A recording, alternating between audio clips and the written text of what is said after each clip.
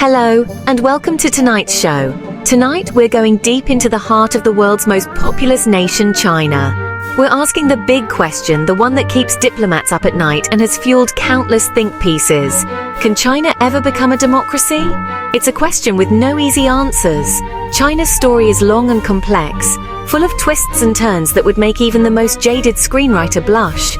But fear not, dear viewers, for I, your humble correspondent, am here to guide you through this political labyrinth.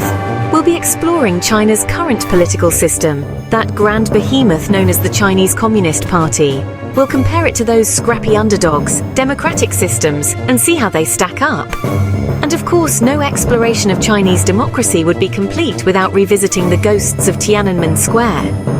Buckle up, folks, because we're about to embark on one wild ride through the past, present, and possible future of democracy in China.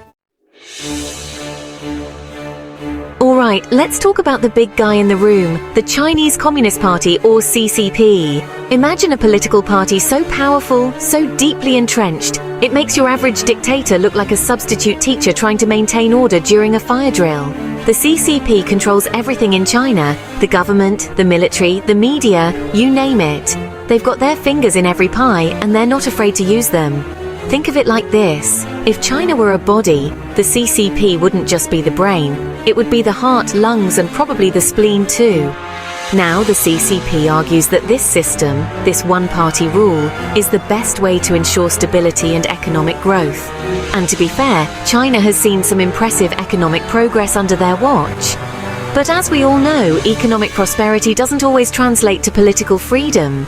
In fact, for many in China, the price of economic progress has been steep: limited freedom of speech, a tightly controlled internet, and a government that keeps a watchful eye on its citizens.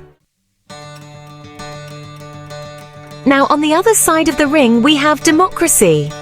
Democracy, that messy, chaotic, and often frustrating system where everyone gets a say, even if that say is just, I want more pizza. Democracy in its purest form is all about giving power to the people. It's about letting citizens choose their leaders, hold them accountable, and have a voice in how their country is run. It's messy, sure, but it's also a beautiful thing. Think of it like this. Democracy is like a giant potluck dinner. Everyone brings their own dish, some tastier than others, and you might not always get what you want. But at the end of the day, everyone gets a seat at the table. Section 4. Echoes of Tiananmen, a history of hope and heartbreak. The path to democracy in China is paved with the ghosts of failed attempts, and no event looms larger in the collective memory of China than the Tiananmen Square protests of 1989. Imagine this. Thousands of students, their hearts filled with hope for a more open and democratic China, gathered in Beijing's Tiananmen Square. They demanded freedom of speech, a fairer government, and an end to corruption. The world watched with bated breath, hoping against hope that the Chinese government would embrace these calls for reform. But, as we all know, that's not what happened. Section 5. The Great Firewall and Other Obstacles. So, we've looked at China's current system, we've peeked at the shiny promise of democracy, and we've revisited the ghosts of Tiananmen. Now, let's talk about the elephant in the room. Or should I say the dragon in the square, the obstacles to democracy in China. First up, we have the Great Firewall of China, that digital iron curtain that keeps unwanted information out and Chinese citizens in the dark. It's like trying to have a healthy debate with someone while they're wearing noise-cancelling headphones and a blindfold. Then there's the CCP's iron grip on power.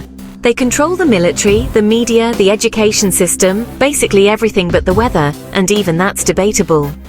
It's like trying to stage a coup in a country where the government controls the air you breathe. And let's not forget about China's massive population. Over 1.4 billion people, each with their own hopes, dreams, and opinions.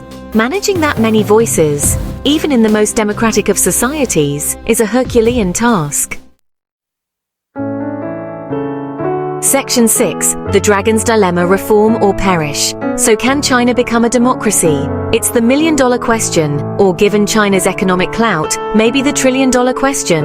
The CCP faces a dilemma: cling to power too tightly and risk a backlash from a population yearning for more freedom, but loosen their grip and risk instability and chaos that could threaten their rule. It's a tightrope walk, my friends, and one misstep could send the whole system tumbling down. Some argue that China is already on the path to democracy, albeit a slow and winding one. They point to the rise of a middle class, increased access to information, despite the Great Firewall, and a growing awareness of the outside world as signs of hope.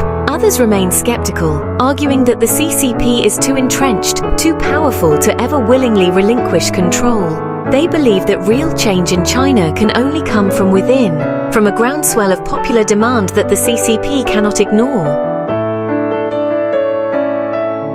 Section 7. Conclusion: the future of freedom.